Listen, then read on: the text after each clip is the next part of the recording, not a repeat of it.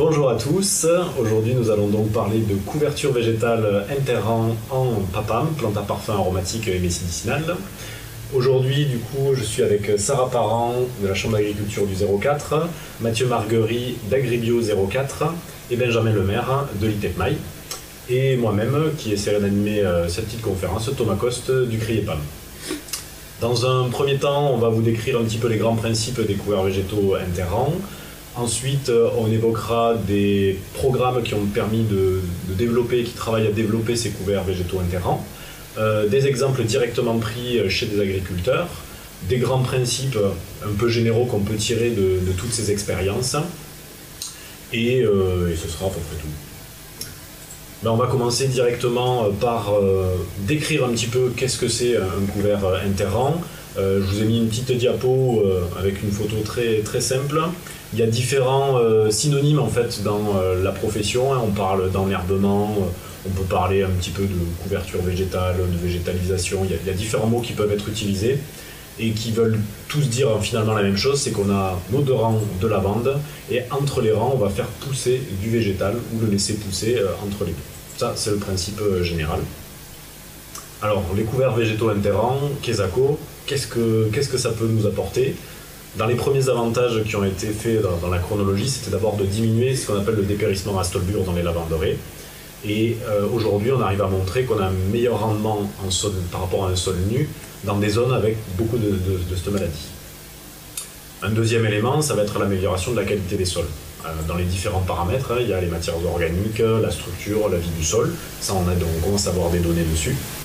La diminution de l'érosion et l'importance, beaucoup dans des parcelles qui vont être en pente ou un petit peu difficiles.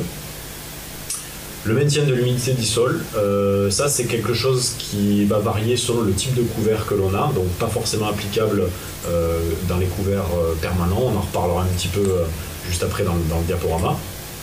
La maîtrise des adventices, le fait de semer un couvert va nous permettre de ne pas avoir de développement d'adventices, ça c'est quelque chose qui a été mesuré. Et il y a encore aussi des avantages potentiels qu'on va pouvoir commencer à évaluer ou qu'on commence à évaluer. Je pense par exemple à la biodiversité, tous les services que l'on peut avoir à ce niveau-là, les champignons auxiliaires, la faune ou l'entomofaune. La limitation du lessivage des intrants, ça englobe tout, des fertilisants ou produits phytosanitaires, ça aussi c'est quelque chose qui mériterait d'être exploré, qui est déjà exploré dans d'autres filières. La maîtrise des symptômes de la cécidomie. La cécidomie du lavandin est un des principaux ravageurs actuellement. Et des effets aussi sur des chenilles ravageuses. On a des problèmes très épisodiques mais qui sont tout de même présents. Il faut bien prendre en compte par contre qu'aujourd'hui il y a des limites et des petits inconvénients quand même à cette méthode. La diminution du rendement dans des zones qui ne sont pas dépérissantes, ça existe, et selon les types de couverts végétaux et la manière dont on les suit, on va avoir des diminutions. C'est une limite qu'il faudrait lever. Des limites au niveau machinisme, il y a beaucoup d'autoconstruction aujourd'hui, on verra des illustrations de machines construites et autoconstruites tout à l'heure. La gestion du couvert est toujours adaptée à chaque espèce, ça on va le répéter, mais il n'y a pas d'espèce miracle, il n'y a pas de configuration miracle. On va essayer, on travaille plutôt dans nos filières en fait à dresser un catalogue des champs des possibles qui est adapté en fonction de la parcelle ou de la configuration de l'exploitation ou du matériel. Les coûts d'investissement qui sont, alors c'est une grande fourchette, 113, 271 euros, ça découle d'une étude sur plusieurs producteurs. Là aussi ça va dépendre du type d'installation et du type de couvert que l'on va se fixer. Et voilà, c'est ce que je disais, l'espèce où le miracle n'existe pas, donc il ne faut pas s'attendre à ce genre de choses. Permanent ou annuel, puisqu'aujourd'hui on va parler uniquement de couverts végétaux permanents. Je fais un petit peu la différence entre les deux, puisqu'on a quatre grands types d'itinéraires techniques aujourd'hui en lavanderie. Des couverts dits annuels estivales, où en fait on va simplement, je prends l'exemple ici d'une céréale en année de plantation, on va semer une céréale en année de plantation, elle sera détruite, et à la fin de l'année de plantation, il n'y a plus de couvert végétal, on est en sol nu. Ça c'est le premier itinéraire. Les avantages qui avaient visé principalement dans ces itinéraires, c'était la diminution du dépérissement à stolbure dont je vous parlais tout à l'heure. Le maintien de l'humidité du sol, elle va être valable uniquement au printemps, puisque une fois que le couvert reste en place pendant l'été, on commence à avoir des données sur le fait que, on en parlera tout à l'heure, hein, que le couvert va pomper un petit peu plus d'eau. Donc là aujourd'hui il y a des méthodes avec ce couvert-là pour diminuer ces inconvénients, hein. Soit le couvert est stoppé à l'herbicide avant, soit il va être broyé même. Et la maîtrise des adventices, puisque les couverts végétaux, les céréales vont complètement maîtriser les adventices une fois semées. Les inconvénients, toujours pareil, il y a des limites, hein. Il y a une gestion du paillage ou des résidus de couvert, selon si on veut laisser justement après broyage les résidus ou si on veut les enfouir dans le sol. La concurrence hydrique possible en été, dont on parlait tout à l'heure, et pas d'effet durable sur les sols. Le couvert n'est là qu'une année, donc on ne pérennisera pas les avantages là-dessus. Deuxième grand type d'itinéraire, un annuel mais hivernal. Alors là, vous aurez compris le principe, hein. On sème uniquement après récolte ou au début de l'automne. Et le couvert va être laissé soit gélif, ça c'est les deux exemples qu'on a là en parcelle, un couvert gélif à gauche et allélopathique à droite. Certains couverts, ils sont à l'étude, ils peuvent apporter en fait une maîtrise des adventices prolongée post-destruction. C'est ce qu'on essaie de mesurer dans les couverts allélopathiques. Les avantages visés, protection de l'érosion dans une période, surtout en milieu méditerranéen où on a beaucoup de pluviométrie à ce moment-là, et éviter la concurrence. On parlait de concurrence pendant l'été, potentiellement, là on se met dans une configuration où il y a uniquement la reprise de végétation de l'automne, et en hiver il n'y a pas de croissance sur la lavande ou le lavandin. Maîtrise des adventices, là encore, comme c'est le même principe que tout à l'heure, hein, occupation du sol finalement. Et la recharge en eau du sol, puisqu'on va pouvoir permettre d'améliorer en fait les réserves utiles du sol, la structuration, et tout ça va permettre de mieux agglutiner l'eau. Toujours pareil, il y a encore des leviers, des limites à lever. Le semis en fin d'été en période méditerranéenne, c'est pas très simple. Je pense que tout à l'heure on en reparlera, Mathieu, un petit peu avec toi. L'impact sur le rendement, on n'a pas encore beaucoup d'éléments là-dessus, mais c'est quelque chose qui est à l'étude, je l'ai mis en gris. Et la protection contre le dépérissement, c'est pareil, pour l'instant les zones dans lesquelles les essais ont été faits n'étaient pas des zones avec beaucoup de dépérissement à stolbieux, donc ça va être quelque chose qui sera exploré. Et enfin, le type de couvert que l'on va voir en particulier aujourd'hui, j'ai mis deux illustrations, soit des couverts permanent semé, c'est ce qu'on voit à gauche, ou spontané à droite, donc on laisse pousser la flore et on la laisse se développer.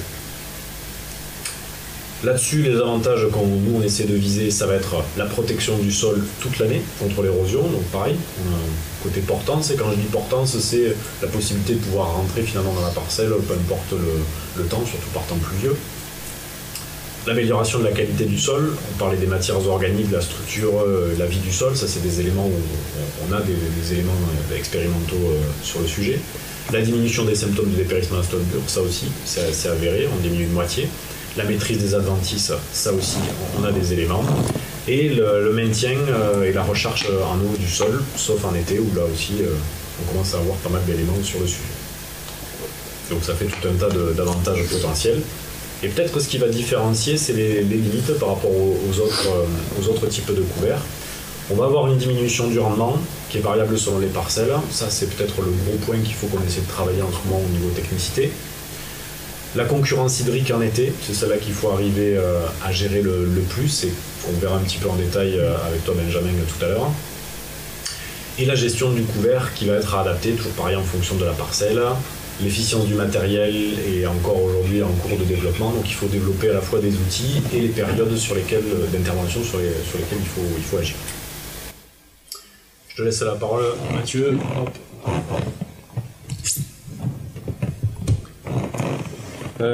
Donc je vais vous présenter, on va vous présenter avec Sarah un programme dans lequel on est impliqués tous les deux, qui est un programme financé par la région Sud et les fonds FEADER, sur la gestion des couverts végétaux sans herbicides, évidemment en conditions méditerranéennes et dans les filières grandes cultures et plantes aromatiques. Dans ce programme, il y avait donc vous avez l'ensemble des partenaires qui se sont fédérés dans ce programme. Il y a deux grandes thématiques de travail dans ce programme. Il y a le choix et le service et les services apportés par les couverts. Et puis il y a le mode de régulation et puis d'implantation des couverts.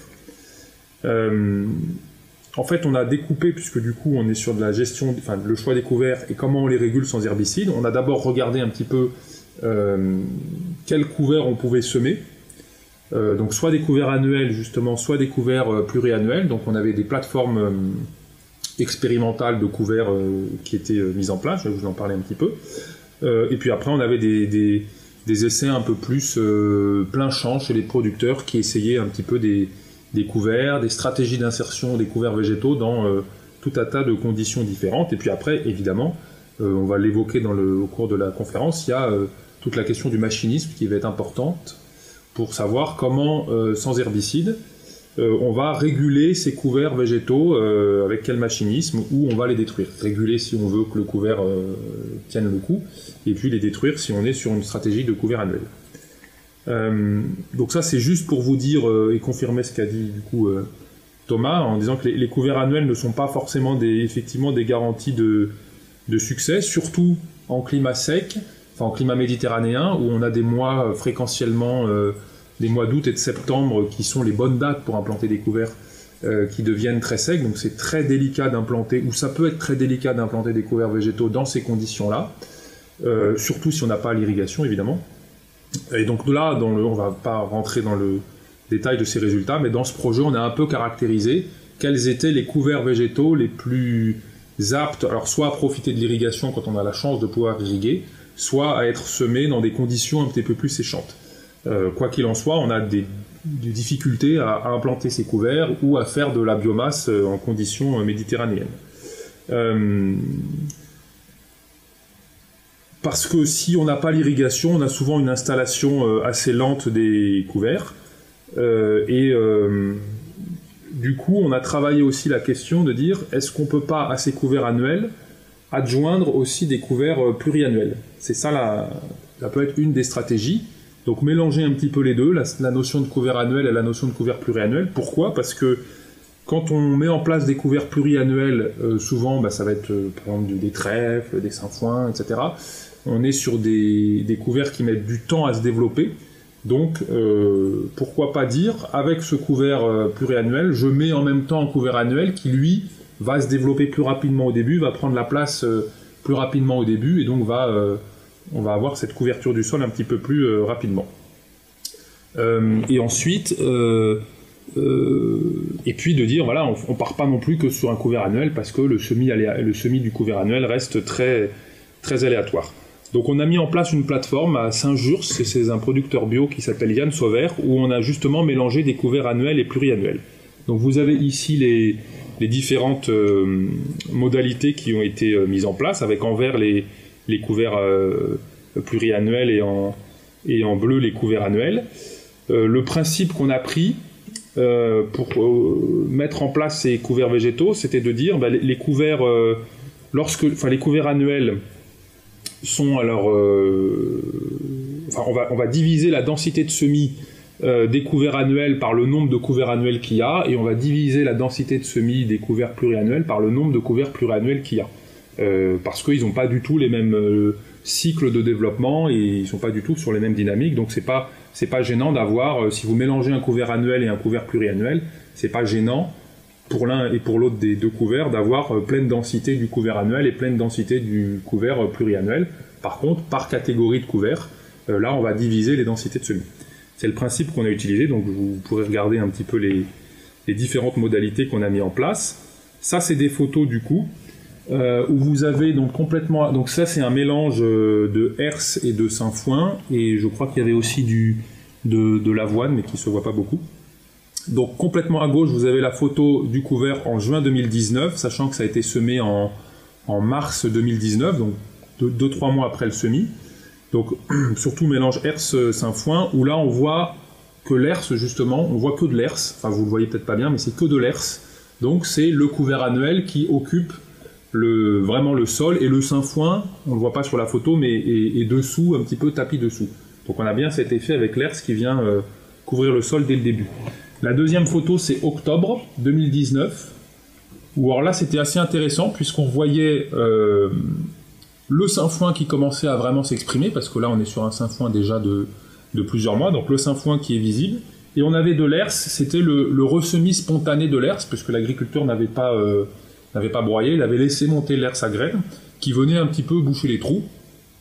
Mais heureusement pour optimiser la couverture du sol, qu'il y avait aussi le sainfoin, parce que le ressemis spontané, c'est par définition très, très irrégulier. Ensuite, on a la photo en février 2020, donc c'est toujours le même couvert, donc il avait fait pâturer le couvert, toujours ce même couvert, et vous avez la photo après, en avril 2020, où du coup, après la pâture, vous avez la repousse du sainfoin. Donc le fait d'avoir pâturé aussi le sainfoin dans l'hiver comme ça, lui a un peu reboosté, et finalement on avait un très beau couvert en avril 2020, un joli sainfoin, quasiment plus d'herse, mais l'effet qu'on avait recherché, c'est-à-dire d'essayer d'avoir une couverture optimisée en mélangeant des annuels et des pluriannuels, il est bien là. Et puis vous avez la photo ensuite en juin de cette année. Ça c'est les biomasses des différents couverts qu'on a testés, avec les biomasses en avril et en juin 2019 et en avril 2020. Et donc à peu près toutes les modalités qu'on a testées, donc on est bien sur des compromis de biomasse entre je veux couvrir rapidement mon sol justement avec l'herse, avec mon couvert annuel, et puis je veux aussi travailler sur la biomasse à moyen terme de mon couvert végétal. Le meilleur compromis qu'il y avait du coup de biomasse entre le couvert annuel et le couvert pluriannuel, c'était donc le mélange sainfoin-herse, avec justement l'herse qui était, c'est, pour ceux qui ne connaissent pas, c'est une veste endémique ou locale un petit peu du plateau de Valençol, ou en tout cas qui est très bien adaptée au sol calcaire et qui se sème très bien en conditions un petit peu rustiques, donc ça convient parfaitement. Et donc le fait d'avoir l'herse en première année ou au démarrage sur ce couvert, qui s'est bien installé, fait qu'on a eu une diminution très sensible des mauvaises herbes, et on avait des modalités, toutes les modalités où il y avait l'air, c'était il y avait un salissement en mauvaises herbes bien contrôlé. Et puis de l'autre côté, le sainfoin, c'est une culture, on sait que ça pousse très bien sur nos plateaux et sur nos types de sols. Alors quand même, quand on fait des mélanges comme ça, ça vaut le coup de bien étudier les mélanges, au-delà de cette étude-là, de privilégier des graines qui vont se semer à des profondeurs comparables, donc d'avoir à peu près des graines de grosseur ou de poids à peu près comparables, parce que sinon vous risquez de mettre l'une des deux graines dans des mauvaises conditions. Ça peut être le cas quand on a des mélanges avec des grosses graines et puis des petites graines comme du trèfle. Souvent c'est très difficile parce qu'on a tendance par exemple à semer le trèfle trop profond, et que du coup c'est un trèfle qui a du mal à s'exprimer, qui a du mal à lever et qui patine un petit peu. Donc sainfoin, herse, ça va très bien, mais sainfoin, trèfle, herse, trèfle, c'est des choses un petit peu plus qui seraient un petit peu plus compliquées en termes de semis. Et alors là, c'est pas des données issues de ce programme européen, mais c'est des données qui sont qu'on trouve dans la bibliographie. Vous avez les références qui vous montrent en fait, parce que pour que les couverts végétaux se développent dans des conditions optimales, il faut qu'ils soient dans des conditions optimales de germination. Donc chaque graine a une température optimale de germination. Donc quand on parle de température, on parle de température du lit de semence. Et puis vous avez après des graines ou des espèces de couverts végétaux, ou de plantes, ça marche aussi pour les plantes, qui sont plus ou moins sensibles à la sécheresse ou à l'humidité du lit de semence au moment où on les sème. Donc pour qu'elles lèvent, qui va être un facteur évidemment clé de la réussite des couverts végétaux, il faut jouer vraiment sur le choix d'espèces. On ne peut pas semer n'importe quelle espèce à n'importe quel moment. D'autant plus quand on fait des mélanges, il faut vraiment bien raisonner les espèces qu'on sème, et est-ce que les espèces qu'on sème sont faites pour être semées ensemble à ce moment-là. Donc vous avez sur ce graphique un petit peu la compilation de tout ça. Sur l'axe des abscisses, vous avez le potentiel de base là, donc plus ce potentiel est élevé, plus vous allez sur la gauche du graphique, en fait, plus les graines sont aptes à germer dans des conditions sèches. Et puis sur l'axe des ordonnées, vous avez la température de germination, ou en tout cas l'optimum de température de germination. Et donc plus on va en haut, plus les graines sont capables de germer dans des sols chauds.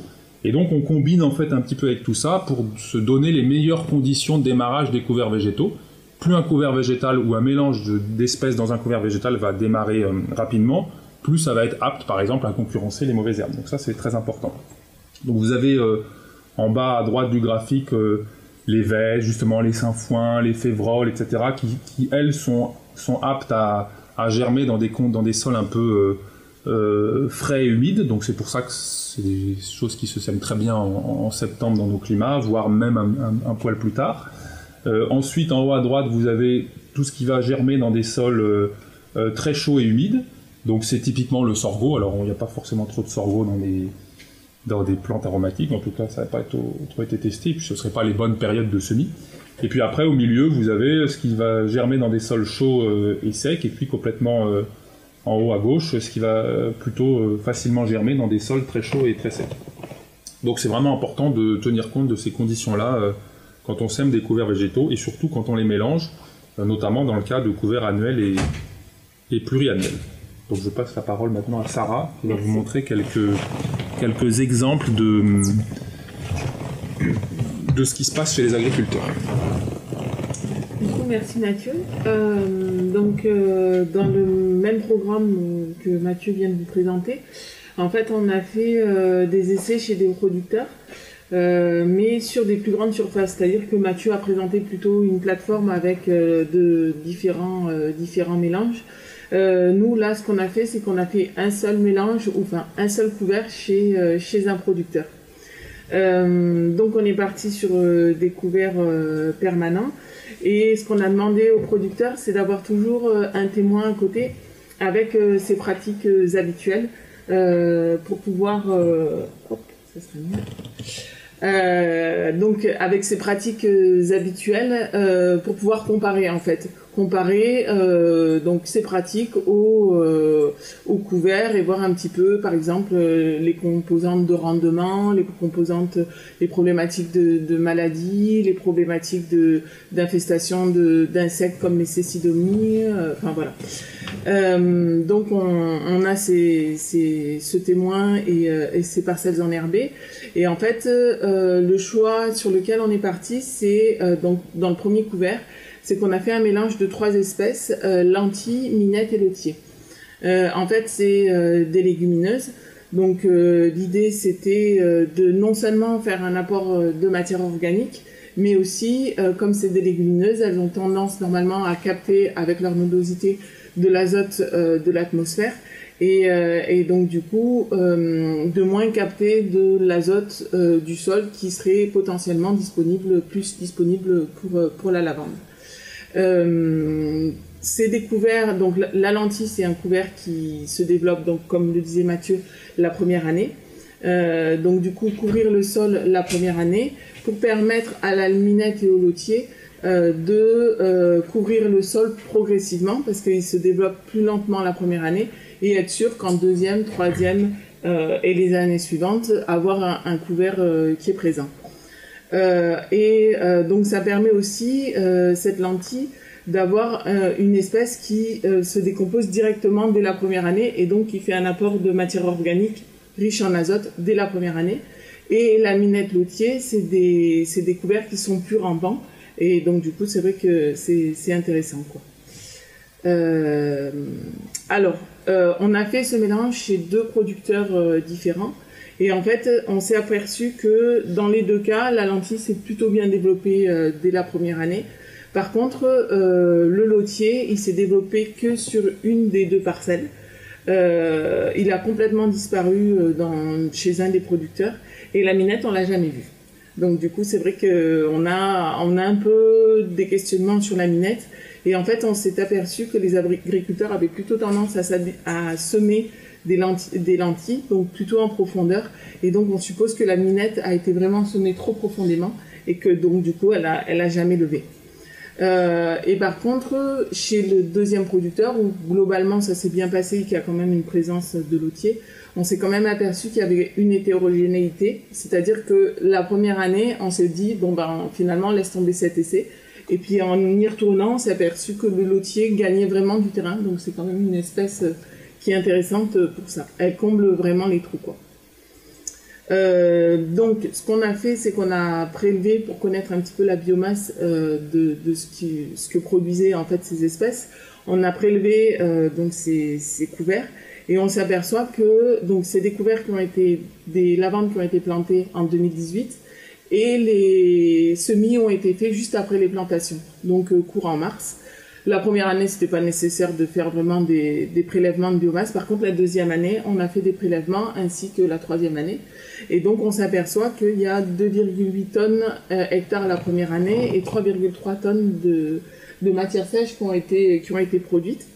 Sachant que je parle sur les parcelles en plein. Là, le calcul, c'est vraiment sur les parcelles en plein et que là, comme on a semé que sur 60 cm, il faut diviser par 3, quoi.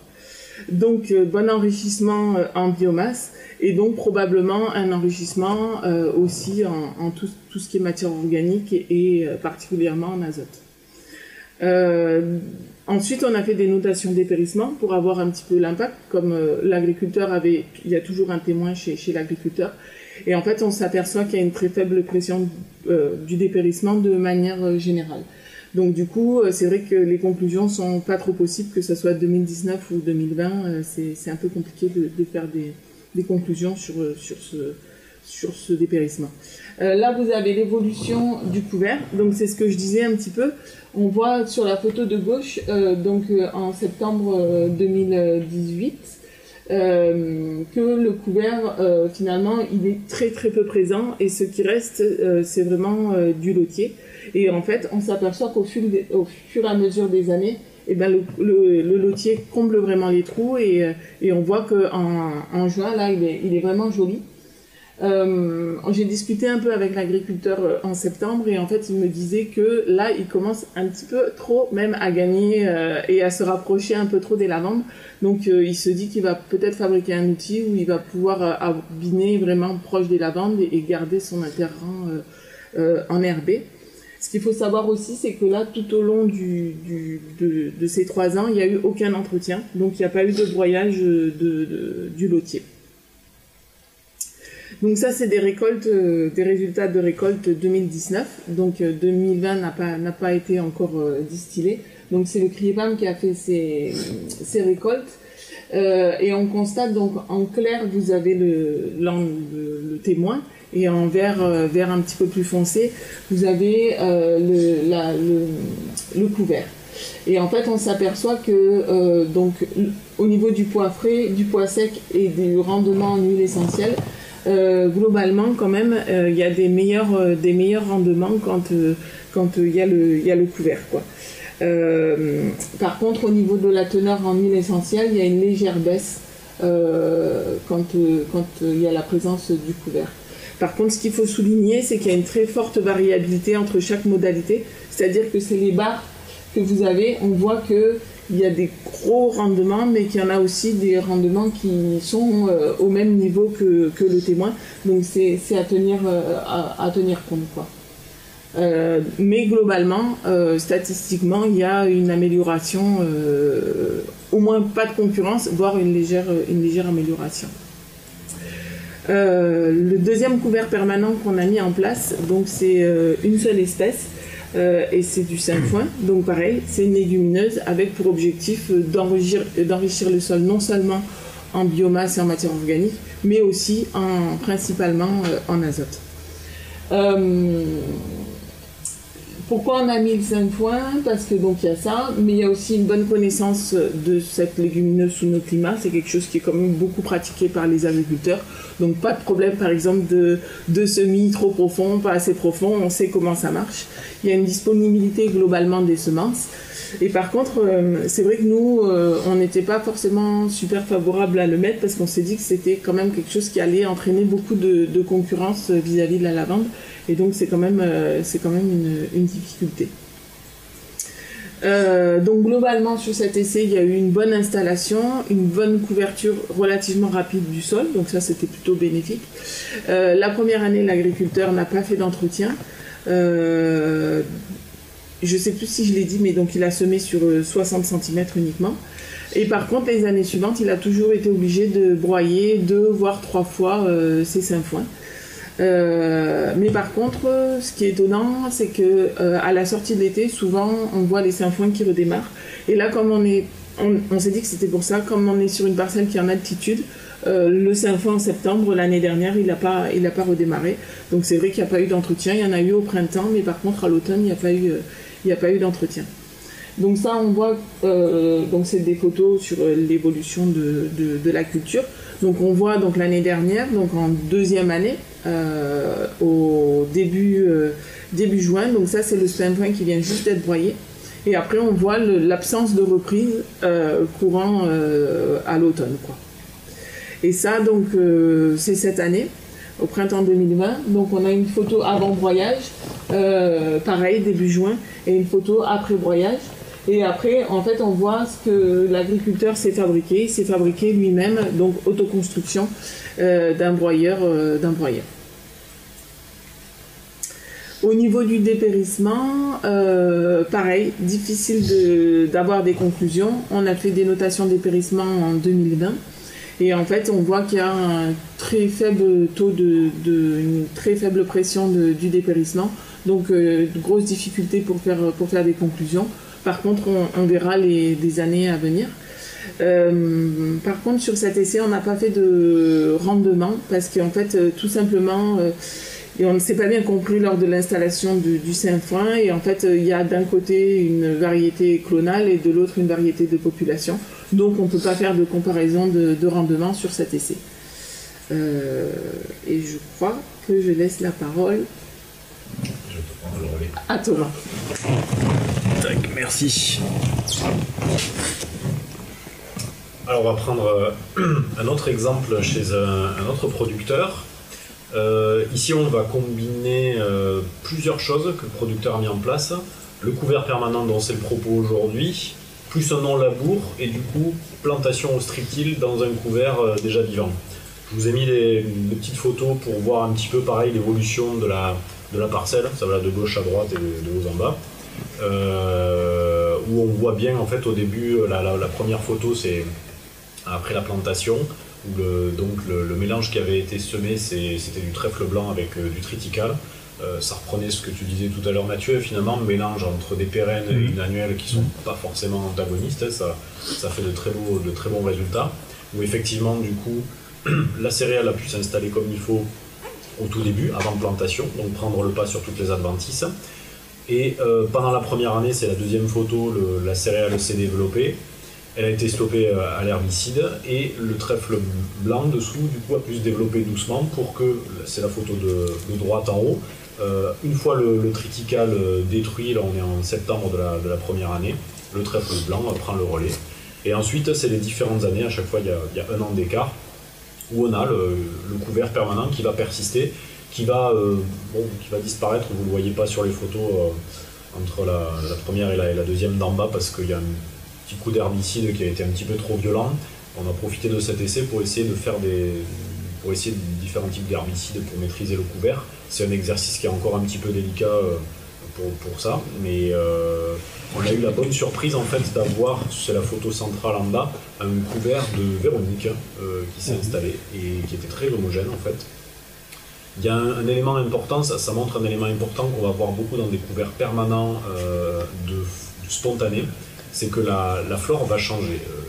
Une chose qui peut faire un petit peu peur au début quand on laisse pousser un couvert végétal interrang, et notamment si on laisse pousser sans semer, c'est que la première année on va avoir des plantes dites un peu pionnières, on va avoir les mauvaises adventices qui se développent surtout dans des sols travaillés. Chez nous je pense à des kénopodes, des amarantes qui font beaucoup de graines et qui sont difficiles à retirer. Et bien en fait, une fois que le sol est moins travaillé ou qu'il a déjà eu une flore précédemment, on va se retrouver avec d'autres espèces, une autre flore différente et qui en fait en général est plus facile à entretenir. Dans le cas de la Véronique là, le producteur a choisi de plutôt la détruire au printemps. C'est très facile à détruire, que ce soit mécaniquement ou chimiquement, ça pose moins de soucis. Et la dernière photo en fait c'est des différents types de trèfles. On avait refait un semis dedans qui n'avait pas fonctionné et en fait on a des trèfles qui ont repris de manière un petit peu plus clairsemée et donc on a eu quand même une pérennité du couvert. Bon, ça c'est pour dresser un petit peu le suivi de la parcelle. Dans cette parcelle, ce qui était intéressant, c'est qu'on a pu avoir les premiers indices sur la résilience que peut offrir un couvert permanent face à la sécheresse. Le graphique que je vous montre là, ce sont des notations de symptômes de dépérissement à stolbur plus de la sécheresse. On est en fait au printemps 2018, dans notre région en 2017 il y avait une forte sécheresse, on n'avait pas eu quasiment de précipitations pendant 4 ou 5 mois. Et ce qu'on voit là, c'est différents types de parcelles avec des couverts végétaux interrangs, mais qui ne sont pas tous les mêmes. Voilà, je fais apparaître, il y a des céréales et des couverts permanents, et nous on va se focaliser un petit peu plus sur la parcelle que je viens de décrire, de chez Michel Bressan, où c'était la parcelle avec le couvert pérenne qui a eu le plus de différence entre le sol nu et le couvert végétal interrang, et on voit qu'il y a eu beaucoup de dégâts finalement sur le sol nu, avec des mortalités, avec des plants qui ont plus ou moins de vigueur ou plus ou moins de végétation qui reste. Et c'est là qu'on on s'est rendu compte, ce qui est intéressant à voir, c'est que sur cette parcelle, il n'y a pas du tout de pression en dépérissement à stolbur. C'est un petit peu comme les parcelles que tu présentais juste avant, Sarah. On n'a pas de pression en dépérissement à stolbur, ce qui fait que du coup, les symptômes que l'on observe là, c'est vraiment quasiment que du dégât de sécheresse. Et on a une diminution assez franche. Et du coup, on s'est intéressé un petit peu aussi dans ce suivi au rendement, qui est une composante importante pour le producteur, parce que ça va être le revenu quand même derrière. On a parlé à plusieurs reprises de la concurrence que ça pouvait effectuer, que ça pouvait engendrer. À chaque fois, je vais vous présenter, du coup, comme là en 2016, en bas, les notations de dépérissement à stolbur ou de symptômes, mélange sécheresse et stolbur, et les récoltes, en gris le sol nu, et en vert la partie avec le couvert végétal. Et j'indique en chiffré, c'est un petit peu petit, mais vous le verrez un petit peu plus en détail sur les présentations, les différences de rendement qu'il peut y avoir entre les deux. Première année, un couvert très vigoureux, un peu trop vigoureux. Vous voyez, on a moins de 68% de rendement par rapport au sol nu. On considère que le couvert est un petit peu un échec, la vigueur a été difficile à contrôler. C'est pour ça qu'en fait, après coup, comme je vous dis, on a essayé de contrôler le couvert avec des herbicides. Il nous manque une année de récolte, je vous le fais remarquer, il manque de 2017, on n'avait pas pu récolter, mais 2018, la tendance s'inverse, donc on est après la fameuse sécheresse, après un accident cultural finalement, un accident d'intempérie, et la tendance s'inverse, on a plus 41% de rendement dans la partie avec le couvert végétal. 2019, on refait une récolte, et là encore, une différence un petit peu moins marquée, mais plus 23% de rendement par rapport au sol nu. Alors il y a une petite différence, vous remarquerez à chaque fois en bas sur les symptômes. En fait, on a moins de symptômes finalement de sec, donc les plantes de lavande et lavandin doivent avoir une certaine aussi résilience, ils peuvent se remettre un certain nombre de symptômes. On a même des plantes qu'on avait notées qui étaient censées être morts et qui visiblement sont repartis. Alors des fois on a des plantes qui sont complètement secs, qui vont pas refaire de végétation et qui en fait peuvent refaire de la feuille derrière. Ça nous a surpris à plusieurs reprises, et notamment sur des notations à l'automne qui sont parfois difficiles dans nos régions, si par hasard la pluviométrie n'a pas été assez bonne. Il semblerait en tout cas que la lavande et le lavandin soient en mesure de presque mettre de côté la reprise végétative de l'automne pour quand même repartir au printemps. Alors peut-être avec moins de vigueur, peut-être avec moins de production derrière, ça on n'a pas étudié, mais c'est un peu la tendance qui se dessine. Et du coup, en cumulé, quand on s'amuse à cumuler tous ces éléments-là, alors toujours pareil, il nous manquerait 2017, mais en cumulant 2016, 2018, 2019, on arrive à plus 3 points, mais ça veut dire qu'il n'y a pas eu de variation. On a le même rendement entre un sol nu et un sol avec un couvert végétal. Ce qui fait qu'au final, ce rendement qui est un peu stable sur 4 ans en cumul, et qu'il faudrait rajouter 2017, peut-être que ça donnerait un petit peu l'avantage aux témoins en sol nu, mais ça veut dire qu'en fait, on peut prévenir de certains accidents culturaux, et en l'occurrence la sécheresse, et que c'est un investissement qui peut être fait en fait sur du moyen long terme. Aujourd'hui, on ne l'a pas trop précisé dans la conférence aujourd'hui, mais on commence à avoir quelques années de recul sur les différentes expérimentations que l'on fait, mais on manque sur du long terme. On parle de la lavande et du lavandin, c'est au moins 5 ans normalement de culture s'il n'y a pas trop de problèmes sanitaires. Donc se projeter sur du moyen ou du long terme, ça peut faire sens quand on sait, ou selon les tailles d'exploitation, les coûts d'implantation peuvent être relativement élevés. Donc c'est pour ça qu'on réfléchit beaucoup sur du long terme, et notamment aussi sur les éléments sur le sol. Remettre en état un sol, entre guillemets, c'est pas toujours quelque chose qu'on peut mesurer sur une seule ou 2 années. on change un petit peu, on élargit un petit peu en fait les choses pour parler des autres PAPAM. Merci Thomas. En effet, là on a pu voir qu'on a commencé à avoir pas mal de recul sur les couverts permanents en lavanderaie. Donc on a eu envie d'explorer un peu les autres plantes de la filière, donc les plantes aromatiques, tout le projet Placob dans lequel on a pu tester des couverts dans la menthe, et un projet européen, le PUI Santé Végétale, donc qui est en Pays de la Loire, dans lequel on a plutôt travaillé du coup des semis sous couvert de plantes médicinales. Dans le projet Placob, donc la plante d'intérêt c'était donc la menthe, donc qui est produite à partir de rhizomes. C'est une culture qui s'installe assez facilement, qui se gère assez facilement au niveau gestion de l'herbe la première année, elle se bine assez facilement. C'est plutôt à partir de la seconde année, les rhizomes s'installent, couvrent l'interrang et ça devient très difficile à travailler et à biner. C'est notamment vrai et encore plus vrai en bio, puisqu'il n'y a aucun produit de traitement. Du coup, les producteurs ont pris l'habitude de biner pour refaire les rangs, pour pouvoir continuer à essayer de maintenir un enherbement des adventices assez cohérent avec la production, mais on a une perte de rendement importante et toujours un recours à la main-d'œuvre très important. Du coup, on a eu l'envie d'essayer des couverts, alors gélifs ou permanents, implantés après la deuxième coupe de menthe, donc après la deuxième coupe de l'année d'implantation, pour avoir un couvert tout l'hiver et un mulch ou une plante un couvert pour l'année suivante. Donc on a donc fait le choix de 3 espèces, le sorgho, la moutarde, les 2 étant gélives, et un micro-trèfle blanc qui était donné pour faire une quinzaine de centimètres de hauteur. On en reparlera après. Donc comme je vous disais, on a implanté la menthe au printemps, on l'a tenue binée pendant la saison, on l'a récoltée 2 fois. Et après la seconde coupe, mi-septembre, on a juste broyé les résidus de menthe et semé directement les couverts. Là, on peut voir le résultat, moutarde, sorgho et trèfle.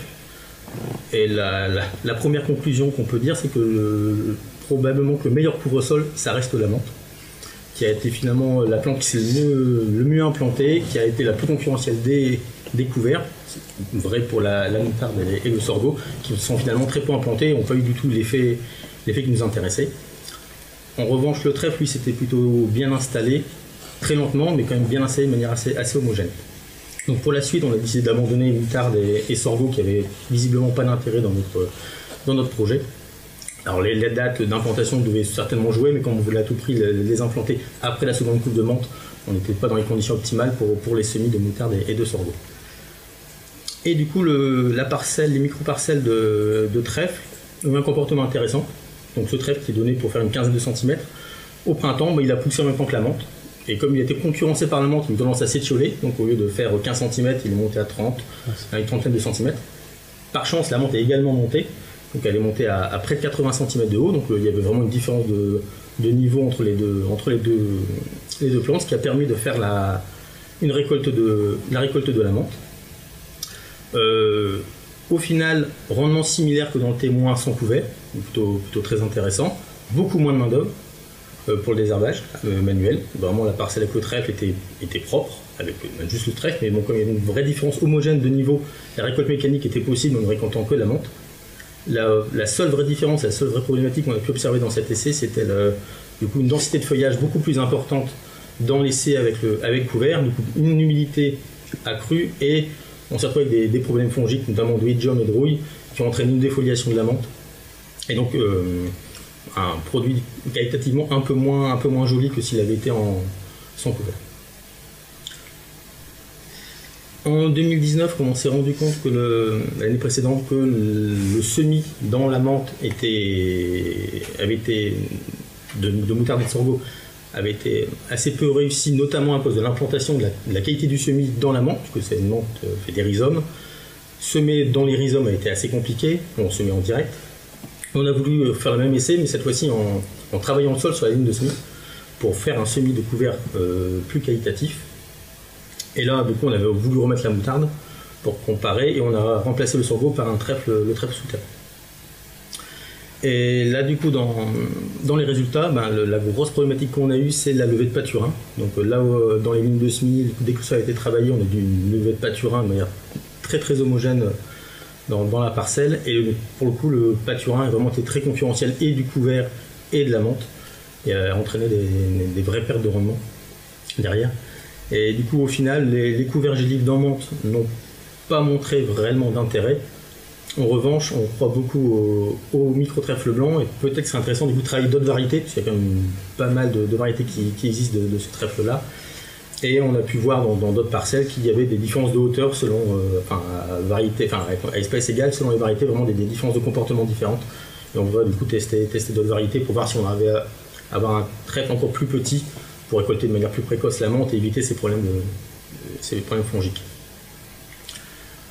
Le second projet était un projet européen, pays donc santé végétale, dans lequel on avait un groupe opérationnel sur les semis dans des couverts vivants de plantes médicinales, on avait 4 plantes médicinales. Donc l'entrée était également uniquement gestion des adventices par cette technique-là. Donc là, le but c'était en 2018, on a fait des semis d'automne et du couvert et des PAM d'intérêt. Donc le semis plus précoce du coup du sorgho, et semis dans le sorgho des deux bleuets, du bleuet et des cardans. Résultat assez médiocre dans les deux cas, pas assez de biomasse produite par le sorgho, et finalement on a eu des parcelles très sales des années suivantes. Une parcelle était chez un producteur qui lui avait fait un semis de bleuet dans du trèfle, et là par contre résultat très intéressant, un peu similaire à ce qu'on avait pu observer dans la menthe de l'autre projet. On avait également dans ce projet une autre parcelle, là celle-ci en station. On a semé 4 plantes médicinales, calendula, mauve, escolzia et bleuet, dans 2 couverts différents, sec fourragé, févrole pois et... Pardon.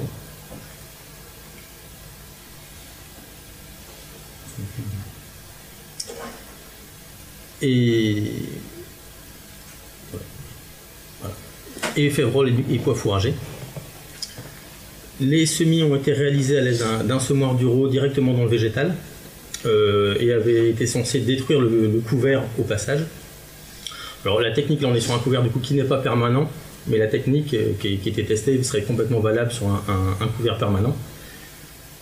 Alors là, les conditions de l'année ont été plutôt très défavorables à l'essai, à la fois pour le semis des couverts et pour les semis des PAM d'intérêt au printemps suivant, puisqu'il faisait quand même très froid. Et l'impact des couverts a été un refroidissement du sol, une humidité accrue, et on a eu vraiment des gros problèmes de levée. Et du coup, on a quand même pu voir dans cet essai l'intérêt de semer une PAM dans un couvert, l'impact du type de couvert, l'impact notamment du système racinaire du couvert, influencer la qualité de la levée. On a pu voir quand on avait des couverts avec des pivots, c'est plus structurant sur le sol, mais par contre on avait une qualité du sol en surface pour le lit de semis plus difficile. Globalement les levées étaient toujours plus mauvaises dans ces cas-là. Dès qu'on avait un système racinaire plus fasciculé, on a eu une structure en surface un peu plus affinée du sol, et les semis des PAM ont été un peu plus réussis. Et dans tous les cas, ce qui était important, c'est d'avoir une biomasse importante du couvert. Dans le cas d'un semis dans le couvert, une biomasse suffisante pour avoir un effet suppressif sur les adventices, sans être concurrentiel la PAM. Et l'autre point qui est très important dans cette technique-là, c'est la qualité du semoir dont on dispose pour semer dans le couvert, parce qu'il faut pouvoir détruire le couvert, ouvrir la ligne de semis, chasser les débris pour que la graine tombe dans le sol et pas sur des débris qui vont composter, on va dire, par la suite, et donc empêcher le développement de la PAM. Donc ça reste des sujets intéressants qu'on poursuit à l'ITA Paris. Et donc je rends la parole à Sarah. Alors là, du coup, ce qu'on voulait vous présenter, c'était suite à tous ces essais, autant en station que chez les agriculteurs, en plateforme, c'était de conclure un peu, en tout cas sur cette partie, sur les grands principes, qu'est-ce qu'on en tire un peu de ces couverts permanents. Deuxième fois, globalement, on s'est rendu compte que les semis se faisaient juste après les plantations. Donc les semis de couverts se faisaient juste après les plantations de lavande. Après, il commence à y avoir des semis qui se font à l'automne, c'est-à-dire qu'après une plantation du printemps, on laisse la première année les lavandes se développer et faire un semis de couverts à l'automne. Ce qui a été fait donc chez les producteurs, entre autres chez les essais qu'on a menés, c'est en fait des semoirs classiques à céréales. Donc, ce qui veut dire qu'au moins pour l'implantation, l'implantation du couvert se fait facilement, juste en fermant les descentes. Là où il y a les lavandes, on ferme les descentes et du coup on peut semer facilement un couvert sur la largeur qu'on le souhaite. Au niveau de la largeur, justement, c'est vrai qu'on est plutôt parti sur des couverts qui ne devaient pas être semés à plus de 60 cm de large, parce que après, quand ils commencent à se développer, on se rend compte qu'il commence à y avoir de la concurrence de rendement. Et il faut être aussi vigilant au moment du semis de ce couvert, de ne pas créer des problèmes de croûte de battance, parce que sinon ça empêche certaines espèces de lever, entre autres les minettes, tout ce qui est petites graines. C'est vrai que c'est un peu compliqué, quoi. Et après, si on fait, c'est ce que disait Mathieu un petit peu tout à l'heure, si on fait des mélanges de graines, il faut choisir les bonnes graines avec une certaine homogénéité de la grosseur pour pouvoir avoir une profondeur de semis qui est à peu près équivalente.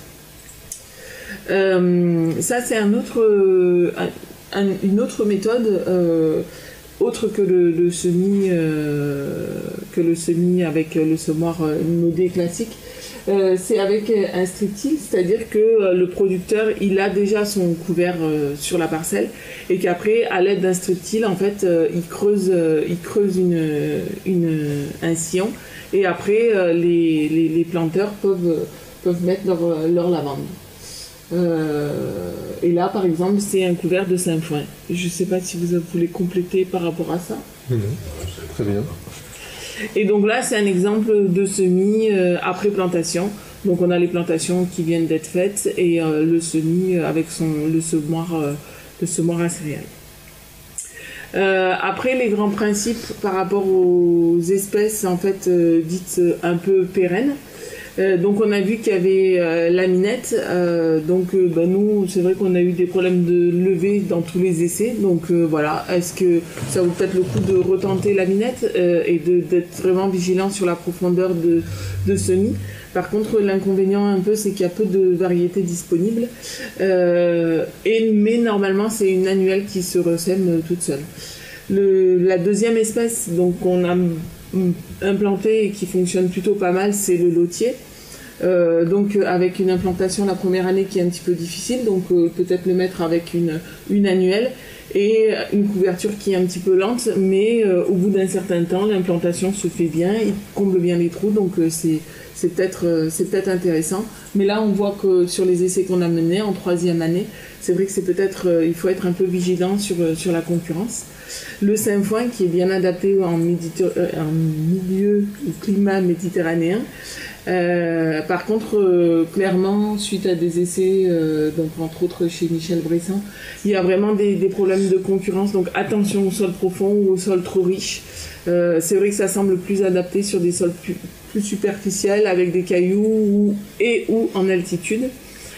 Sachant qu'il y a deux types de Saint-Foin, il faut être vigilant. Il y a le Saint-Foin simple qui a moins de vigueur et plus de pérennité. Donc nous on pense qu'il faudrait tendre vers ce Saint-Foin-là plutôt que le Saint-Foin utilisé par les éleveurs qui est dit Saint-Foin double et qui a plus de vigueur mais moins de pérennité. Donc nous c'est vrai que la vigueur c'est un petit peu, on essaye de la limiter un peu. Après dans les essais ce qui est pas mal ressorti donc c'est le trèfle blanc nain qui est bien couvrant, qui est pareil, par contre un peu lent à s'installer, un petit peu comme le lotier, donc peut-être à coupler avec des espèces annuelles. Et par contre, ça peut devenir un peu comme le Saint-Foin très vigoureux, donc il faut faire un petit peu attention, il peut faire beaucoup de biomasse. Et après les fétuques, donc ça c'est plutôt typé graminé, qui auront donc une installation plus lente en climat méditerranéen. Donc il y a un recouvrement pas très important en première année, mais par contre qui aurait un effet allélopathique, donc qui limite le développement des adventices. Et après, elle est très avantageuse cette étude pour lutter contre l'érosion, et elle améliore vraiment les problèmes de portance et voilà, c'est des espèces qui sont peut-être à essayer en mélange. Au niveau des grands principes, ce qui ressort quand même, c'est quand même avoir plutôt des mélanges d'espèces, pas faire de la monoculture comme on a pu faire pour le sainfoin. C'est vrai que nous on préfère faire un mélange d'espèces pour différentes raisons, parce que s'il y a des espèces qui marchent pas, et bien à un moment donné les autres vont prendre le dessus. Donc une meilleure levée de manière globale. Un meilleur recouvrement du sol, parce que comme tout le monde le dit, à un moment donné ça couvre, donc il y a moins d'adventices, et un meilleur espoir de pérennité du couvert.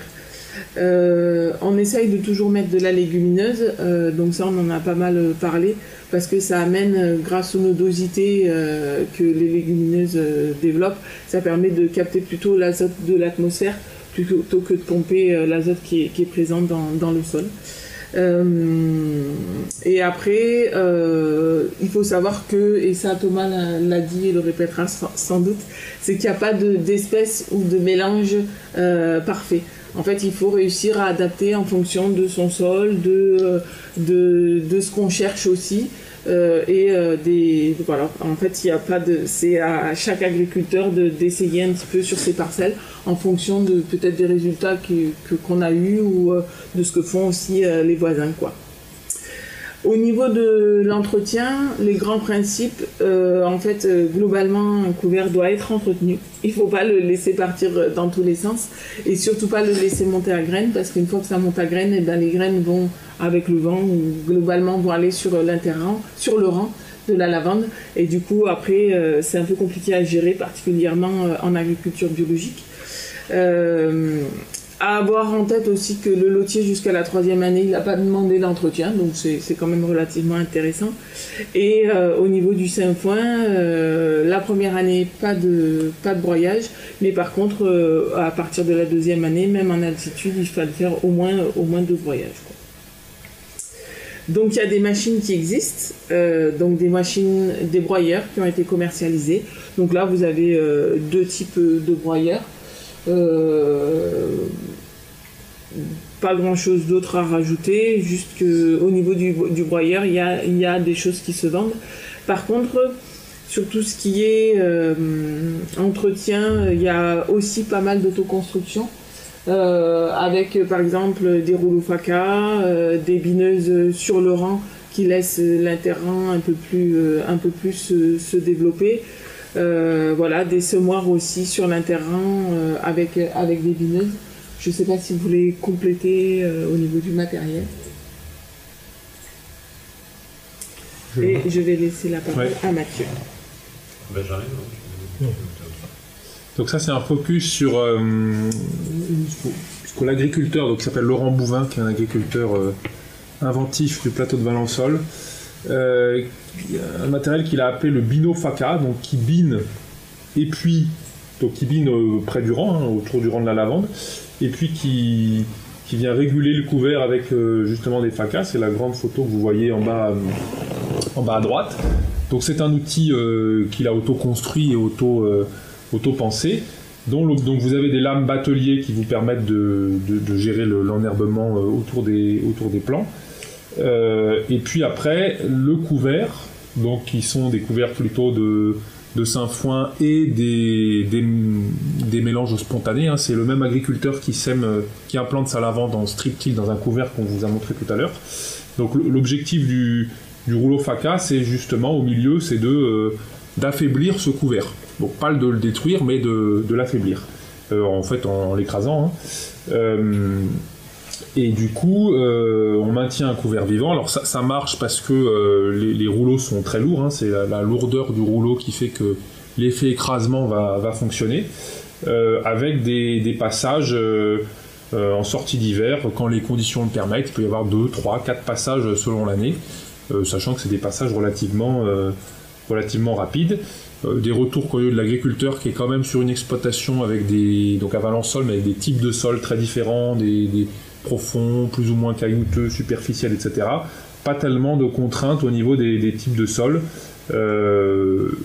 Seulement, la petite difficulté, c'est les cailloux qui peuvent se coincer un petit peu dans les lames du rouleau FACA. Les conditions d'utilisation de ça va être des sols bien ressuyés, sur des sols couverts évidemment. Parce que si vous le faites sur des sols pas très couverts, vous allez pouvoir avoir et dans des conditions humides, de la terre qui va un peu venir se mettre dans les éléments du rouleau FACA. Et puis on pourrait même envisager avec ces rouleaux-là de les détruire, de détruire des couverts qui sont aussi à floraison en les couchant sur un certain nombre de couverts, notamment tout ce qui va être graminé. Donc je pourrais peut-être mettre le lien, mais on a des vidéos un petit peu aussi de ce rouleau en fonctionnement si vous souhaitez le voir tourner. C'est qui là? Je vais peut-être rajouter un petit élément sur l'entretien, peut-être qu'on en parlait moins. Il y a un peu deux grosses méthodes qu'on n'a pas présentées pour les couverts. Soit on a un couvert pérenne, on a beaucoup parlé de couverts pérennes qui vont faire beaucoup de végétation. Et là, comme disait Sarah, il va falloir entretenir un peu les choses.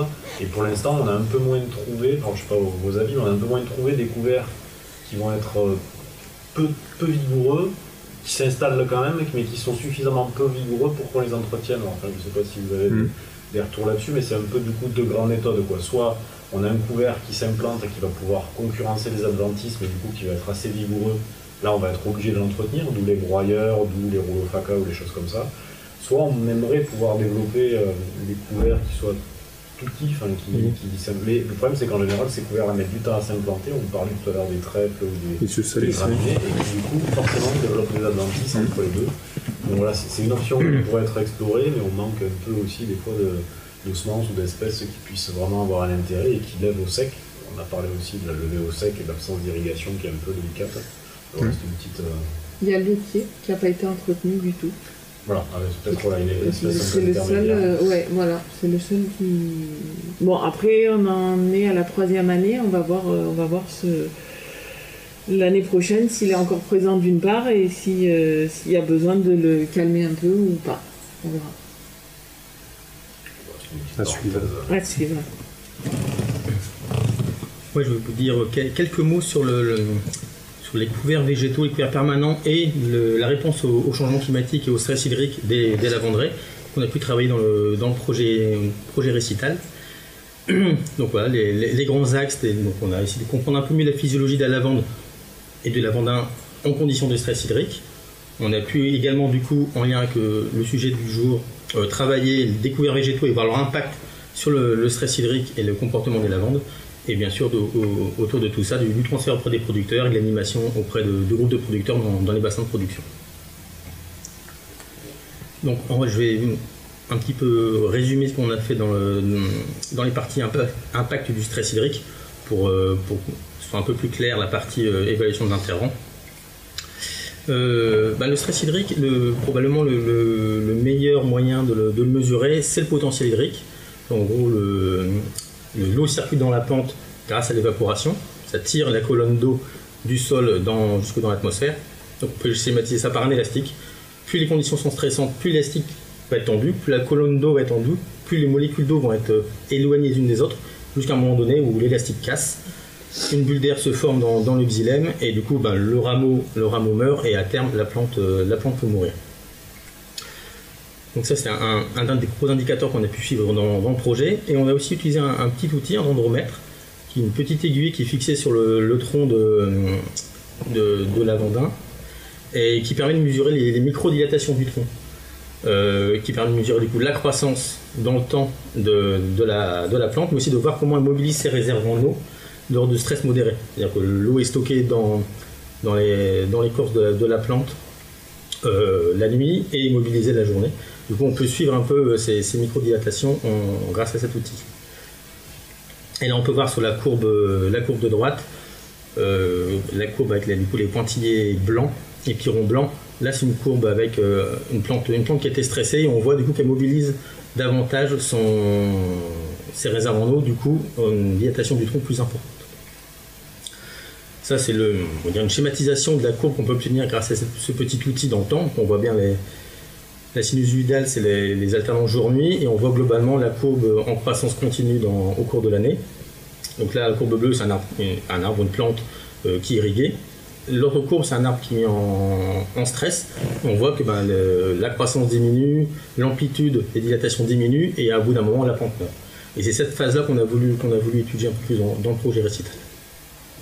Alors je vous passe un peu les détails des protocoles, mais on a pu déterminer grâce au projet une perte de diamètre maximale à partir de laquelle la plante meurt réellement. Donc une perte de diamètre de 21% entraîne une plante qui ne peut pas récupérer, et donc une plante qui, in fine, meurt.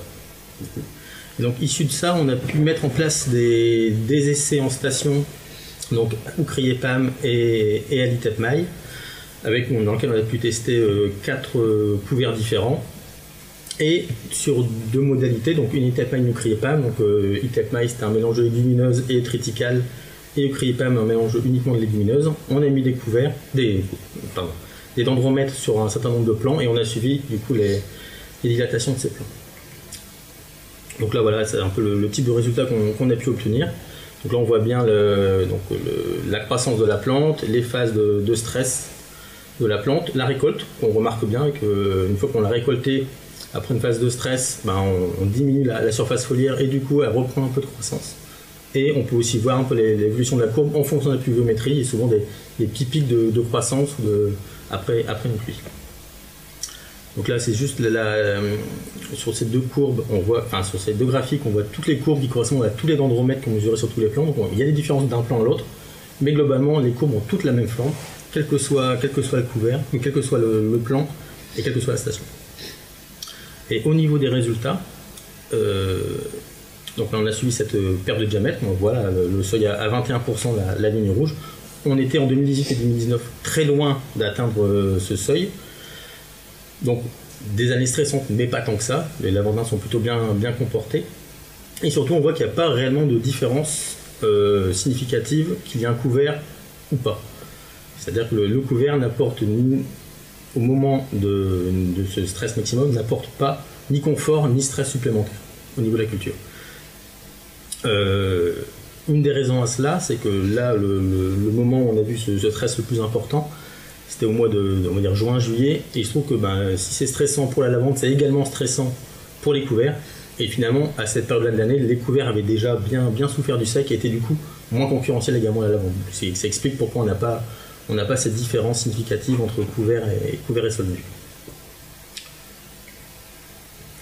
Et là, 2 petits graphiques pour montrer un peu du coup les périodes, notamment la période printanière. Donc encore une fois, rien de vraiment significatif, si ce n'est en 2019 à l'Itepmaï, où on peut voir qu'il y a sur les mois de juin un effet un peu de concurrence du couvert, qu'on n'a pas forcément vu aux autres moments de l'année. Donc il y a peut-être un truc à creuser sur le stress, du coup bien avant la récolte, vraiment au printemps, quand le couvert est du coup très poussant. Et voilà, il y a peut-être quelque chose à creuser à ce niveau-là. Voilà un peu des photos pour illustrer l'état des couverts aux différentes périodes. Donc on voit bien en juillet, le couvert est tout grillé, donc évidemment il est beaucoup moins concurrentiel qu'au mois de juin quand il est vert et poussant. Je laisse du coup la parole à Thomas. Les autres aspects du projet récital. Alors oui, c'est complètement dans la suite de ce que vient de nous expliquer Benjamin.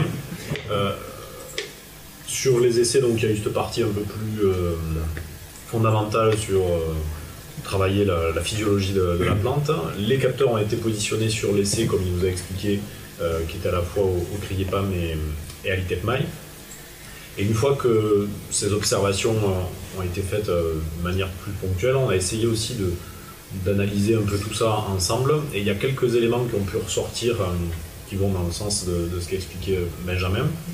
Un autre élément qui a été observé outre du coup la physiologie sur le stress hydrique, c'était l'azote. Et on a essayé un petit peu de regarder si on apportait de l'azote ou si on n'en apportait pas, l'effet que ça pouvait avoir. Et un élément qui ressort en fait, c'est que l'azote qui est mis en plein sur une parcelle va en fait favoriser le développement des adventices et pas des couverts. L'hypothèse de base, c'était on va fertiliser en plein pour être sûr que nos couverts végétaux vont bien s'installer. Et en fait, on a eu plutôt l'effet sur les adventices. C'est pour ça qu'on en était venu un peu à préconiser, suite à ça, de fertiliser plutôt de manière localisée sur leur pour avoir plus d'efficience de l'azote. L'outil des dendromètres que vient de vous expliciter un peu Benjamin, le propos c'est qu'il est pertinent et fiable finalement, et plus fiable finalement que des sondes d'humidité dans le sol, parce qu'en parallèle en fait on avait implanté des sondes d'humidité dans le sol sous le rang pour arriver un petit peu à observer les seuils à partir desquels la lavande pouvait rentrer en stress hydrique. Et en fait voilà, on a plusieurs types de problèmes avec des sondes d'humidité du sol. Alors peut-être que c'est propre aussi à nos sols du sud-est qui sont argileux parfois, ou en tout cas très secs, mais que ce soit avec des sondes capacitives comme c'était le cas là, ou d'autres tensiomètres, ça pose problème. Et puis en fait, au final, on regarde ce qui se passe dans le sol, mais on regarde pas ce qui se passe sur la plante. Alors ce qui nous intéresse, c'est sur la plante, et le dendromètre finalement a apporté un peu cette réponse. Un autre élément, on a réussi au travers de ces essais à mettre en parallèle le recouvrement du couvert et le nombre de cicadelles, donc le Hyalestes obsoletus, qui transmet le dépérissement à stolbure, dont on a parlé plusieurs fois aujourd'hui. Et en fait, on a mis en relation ces deux choses-là. Il se trouve que, voilà, à partir de 23%, c'est un des seuils qui est exprimé. En fait, la petite courbe que l'on voit juste à côté, c'est la relation entre les deux. Ben voilà, à partir de 23%, par exemple, on obtient 50% de diminution de piégeage de la cicadelle sur les couverts. Donc, tout à l'heure, on disait que le premier élément des couverts végétaux, ça a été de diminuer de 50% les symptômes de dépérissement. Et là, on commence à arriver à trouver des réponses sur, voilà, on diminue le nombre de cicadelles, et surtout on diminue le nombre de cicadelles proportionnellement au recouvrement du sol par un couvert végétal. Ça, c'est un élément qu'on a pu mettre en exergue. On a commencé à mettre aussi au point un modèle explicatif du rendement. Pas forcément prédictif, hein, on n'en est pas encore là, mais explicatif. Il y a des éléments qui ressortent, le volume du plan en hiver, l'effet année, ça joue beaucoup, on en a parlé plusieurs fois, et dès qu'on fait de l'expert en agriculture, c'est toujours un effet prononcé. Et la quantité d'azote, la teneur en azote des feuilles en juin. Voilà, ça c'est les trois premiers éléments qui ressortent pour l'instant. Et également, basé aussi sur les dendromètres, on est en train de travailler à une méthode pour définir en fait un seuil de stress hydrique. Et en fait, en utilisant la même méthode que vient d'expliquer Benjamin pour le seuil de mortalité, on a commencé à mettre au point une méthode pour pouvoir déterminer un seuil de stress hydrique. Parce que la plante rentre juste en stress, pas qu'elle. Un autre programme qui va dans les perspectives un peu pour continuer à pousser ces essais sur les couverts végétaux interrams, c'est un programme qui va plutôt s'axer sur l'association de cultures dans les lavanderies. Jusqu'à présent, le couvert végétal, il est mis en place, il est entretenu, il est broyé, mais il n'est jamais exporté ou jamais valorisé. Alors, jamais valorisé, en tout cas, on l'a dit tout à l'heure, on valorise quand même, on améliore la qualité des sols, on améliore la structure, mais on ne le valorise pas économiquement directement comme une autre culture. Donc là, une des idées d'un programme qui vient de débuter cette année, on a fait les semaines, il y a 2 semaines pour l'essai en station, ça va être d'essayer de valoriser, comment valoriser économiquement ces couverts interrams. Est-ce que ça a un intérêt ? Et comme ce que je viens de dire juste à l'instant, il y a une première partie où on va avoir un essai en station expérimentale en partenariat avec Arvalis, où on va intercaler, on a 4 types de couverts végétaux interrams qu'on va essayer de valoriser, pareil, qu'on sème et qu'on récolte. Il y a une céréale dedans, il y a 2 céréales, de la coriandre, une prairie. Et notamment une prairie, pourquoi ? Parce que dans une autre partie de l'essai, on va aussi faire des essais en parcelles, dont un essai de couvert permanent pâturé. C'est beaucoup plus toi, Sarah, qui va t'occuper de cette partie-là, pour pouvoir valoriser du coup ces couverts-là de manière un petit peu différente et faire rentrer un petit peu plus l'élevage dans les lavanderies. Donc voilà, le programme vient tout juste de débuter, on n'a pas d'éléments de résultats pour l'instant à apporter, mais ça sera quelque chose sur le même principe que Récital, où il y aura des valorisations au fur et à mesure du temps, donc il y aura des journées techniques en salle, sur le terrain, qui seront organisées. on a balayé pas mal de choses. On a juste rajouté une petite diapositive pour rappeler un petit peu les moyens justement de diffusion. Enfin, ça fait transition avec ma phrase juste d'avant. Donc tout ce qu'on a dit, donc, il y aura les diaporamas en ligne. Et il y a aussi, comme je disais, plein de journées techniques qui sont organisées. Je veux dire, tous les partenaires techniques du réseau PAM organisent des journées techniques en salle ou sur le terrain. Donc il ne faut pas hésiter à essayer de se mettre au courant. Il y a plus ou moins toujours des images. Il y en a une le 21 octobre. Il y en a une le 21 octobre, merci Sarah, effectivement, qui sera faite sur le... À Valençol et Horizon, avec ce programme Green Lavande. Voilà, merci Mathieu. Donc 21 octobre, donc voilà, il y en a toujours qui sont là-dessus. On publie tous plus ou moins aussi des articles là, dans des revues spécialisées. Là, j'en ai mis 3. Il y a l'essentiel, il y a le bulletin de coopérative. Bon, voilà, chacun un peu a ses revues. Il y a les sites internet de toutes les structures. En fonction de si vous êtes adhérent ou pas adhérent, il y a tout un tas de contenus que vous pouvez consulter sur tous ces comptes rendus laissés. Et des fiches techniques, aussi d'itinéraires techniques, j'en ai mis 2 qui vont être toutes les 2 mises à jour. On va essayer de tous la mettre à jour, justement, ces fiches en fonction des éléments qu'on vous a cités. Donc voilà, il y a plein de ressources, n'hésitez pas à essayer de consulter tous ces éléments-là ou à nous contacter en direct aussi, je pense qu'il y aura nos contacts sur le site. Voilà, merci de nous avoir tous suivis. Je ne sais pas si, bon, entre nous, je pense qu'on n'a pas spécialement trop d'interrogations dessus. Et je pense qu'on va pouvoir rendre l'antenne, entre guillemets. À vous Paris.